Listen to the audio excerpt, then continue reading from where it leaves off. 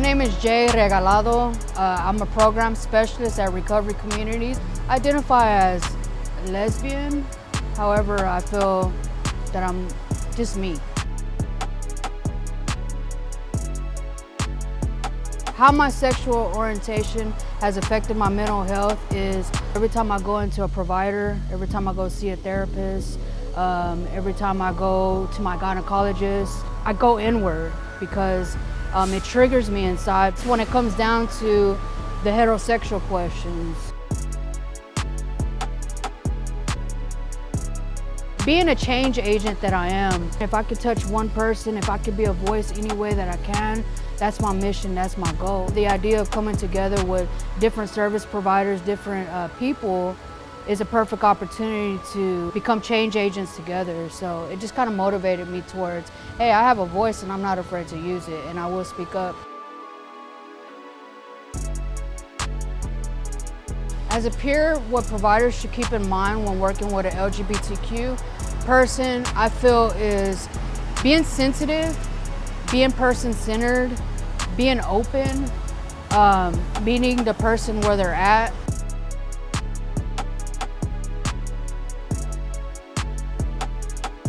As a member of the LGBTQ community, I have felt heard by a community health provider, not a lot. It's hard for me to honestly come up with an answer to that. One of my gynecologists, kind of developing that rapport with her and letting her know that when they ask the questions of, you know, when you're in the process of getting your pap smear, stuff like that is just kind of like, hey, those awkward questions. How many sexual partners have you been? Or is there a chance you should be pregnant? I mean, stuff like that. I think one time she has opened up the question, so is there a chance? The way she said it, I felt heard by her understanding that maybe I need to open up these questions a little bit and understand that there's probably not a chance that she could be pregnant.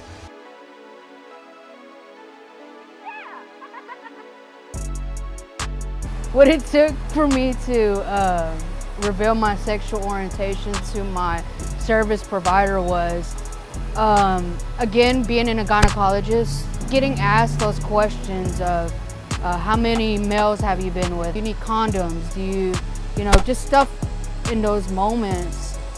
And so finally it came to the point where I got tired of being inward. I got tired of walking out like I felt beat up, like I had to roll over and take it. And finally I started advocating for myself and saying, hey, before we get to those questions, I am such and such. This is who I am, this is what I am. And when you get to those questions, please don't emphasize and keep trying to pull for answers, because I don't have an answer to that. You know, I am a lesbian woman. I don't do A, B, and C, so please respect that.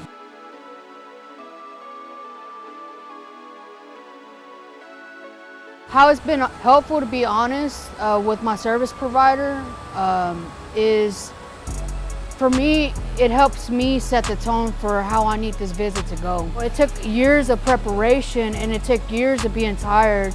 So now it's just helpful for me to come correct, not deny who I am as a person, because I understand doing that is still part of denying myself. So I've learned to stop denying me and saying, hey, lesbian, this is who I am, this is who I'm not, I own it.